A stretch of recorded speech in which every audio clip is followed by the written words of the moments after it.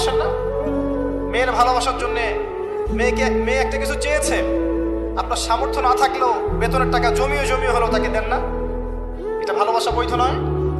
নবী সাল্লাল্লাহু আলাইহি ওয়াসাল্লাম তার মেয়ে ফাতিমা রাদিয়াল্লাহু আনহাকে ভালোবাসতেন না? কলিজার টুকরা ছিলেন না? তিনি তার স্ত্রীদেরকে ভালোবাসতেন না?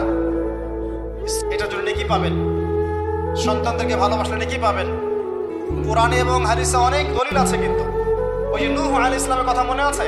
তার সন্তান যে কাফের অবস্থায় ডুবে মরল, মনে আছে? তারপরেও আল্লাহর কাছে দোয়া করছেন, আল্লাহ আমার পরিবারটাকে মাফ করে দাও। আল্লাহ পাক ধমক দিয়ে বলছেন, লাইসা মিন আহলিক, সে তোমার পরিবারের কেউ না।